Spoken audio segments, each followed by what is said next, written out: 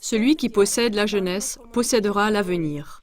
La parole communiste, qui date de plus de 100 ans, n'a pas du tout perdu en importance et le combat pour la jeunesse est toujours aussi brûlant. Les développements actuels du système éducatif suisse illustrent ceci sans équivoque. En 2006, le peuple suisse a accepté le nouveau texte de loi sur l'enseignement. Celui-ci contenait la consigne d'harmoniser les systèmes éducatifs des différents cantons. Cela concerne l'âge de l'entrée à l'école, l'obligation scolaire, les objectifs des niveaux d'enseignement et aussi la reconnaissance des diplômes. Du fait de ce résultat électoral, la conférence des directeurs cantonaux de l'instruction publique a chargé un collectif d'experts d'élaborer un programme scolaire unique pour tous les 21 cantons de la Suisse alémanique, le Lehrplan 21, c'est-à-dire le plan d'éducation 21.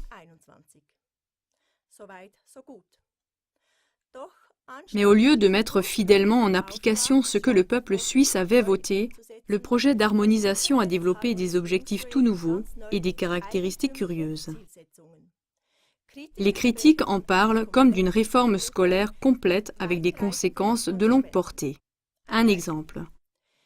Jusqu'à présent, le contenu de l'enseignement était décrit par des objectifs clairement définis, mais maintenant, avec le Lehrplan 21, on renonce à des buts annuels et à des matières classiques comme l'histoire, la géographie, la biologie, la physique et la chimie. Quelle dégradation de l'enseignement! Au lieu d'atteindre des objectifs annuels, les élèves ne doivent atteindre un objectif minimal qu'à la fin d'un cycle de 3 à 4 ans. Mais ce n'est pas tout. Le choix de la matière et les techniques d'apprentissage sont laissés en grande partie à la discrétion des élèves. Ce qu'on formule joliment avec l'expression « apprentissage auto-organisé » surcharge immensément les élèves à cause de leur développement naturel et par rapport à leur âge. Avec cet apprentissage auto-organisé, les élèves deviennent des combattants solitaires et les enseignants sont déclassés au grade d'accompagnateurs d'enseignement. Des associations de parents et d'enseignants pronostiquent que la relation entre l'enseignant et l'élève, importante pour le développement de l'enfant et l'ambiance de la classe, sera ainsi totalement laissée de côté. L'organisation des cours qui s'orientent selon les besoins actuels disparaîtrait complètement. Tout fonctionne d'après le Lehrplan, c'est-à-dire le plan. Mais ce nouveau Lehrplan 21, c'est-à-dire cette réforme de l'enseignement par la porte dérobée, va encore plus profondément, à savoir qu'on définit nouvellement le concept de compétences relatif à l'élève. Jusqu'à présent, il était question de préférence d'une compétence de contenu et pour la formation professionnelle de l'acquisition d'une connaissance spécialisée dans les objectifs du moment.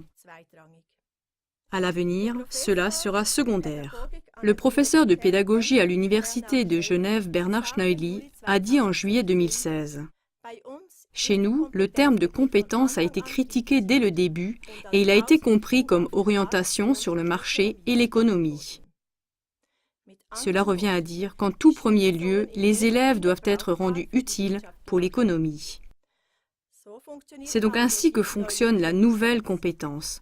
Selon le professeur Jochen Kreutz, professeur de philosophie, il est prouvé que le concept de compétence fait baisser le niveau d'enseignement.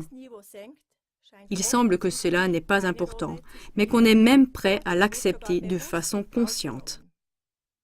Mais une grande partie de la population a vu clairement qu'il s'agit d'une intervention dans le développement de la personnalité de leurs enfants. À travers de nombreuses initiatives populaires dans 12 cantons, elle prend activement position contre ce plan de rééducation prescrit par l'État que l'on veut faire passer en contournant la volonté du peuple. Le 12 février 2017, les électeurs du canton d'Argovie ont pu voter pour ou contre l'initiative « Oui à une bonne éducation, non au Lehrplan 21 ». Mais là également, il y a un obstacle qu'il faut vaincre. Celui qui vient du département éducation, culture et sport, BKS, qui intervient de façon manipulatrice et massive. Et cette fois, ils interviennent même dans la campagne électorale. À ce sujet, le comité de l'initiative a écrit un excellent communiqué de presse le 9 janvier 2017 portant le titre la propagande des autorités et la désinformation du BKS. Concrètement, nous, le comité, nous nous défendons résolument contre une action lancée juste avant Noël par l'Association des directeurs d'école du canton d'Argovie. L'intention de cette association est d'influencer par la manipulation les électeurs du canton d'Argovie via les directeurs d'école et le corps enseignant, avec une lettre type contenant des affirmations unilatérales et fausses. Cette lettre écrite avec l'entête officielle de l'école et au nom des responsables et de la direction est censée parvenir à tous les parents. Le message est clair. Il faut d'urgence refuser l'initiative populaire sur l'éducation. Nous avons donc envoyé une demande aux autorités scolaires et aux conseils municipaux du canton pour l'arrêt immédiat de cette action. Car il s'agit là d'un abus extrême des voies d'information officielles de l'école et ainsi, le devoir des autorités de donner des informations objectives n'est pas respecté. Si la direction d'une école agissait selon ce modèle, il s'agirait d'une propagande électorale intolérable et d'une violation claire des articles 34 et 35 de la Constitution fédérale, la libre formation de l'opinion et exercice des droits politiques. Fin de l'extrait du communiqué de presse du comité. Contrairement à la demande du comité d'initiative, l'action manipulatrice de l'association des directeurs d'école du canton d'Argovie a malgré tout été mise en œuvre. CLA-TV a été informé la dernière semaine de janvier que les parents d'enfants d'âge scolaire avaient reçu de telles lettres. Une association scolaire a-t-elle le droit d'intervenir de manière si manipulatrice dans un processus politique ? N'est-ce pas une violation de compétences graves?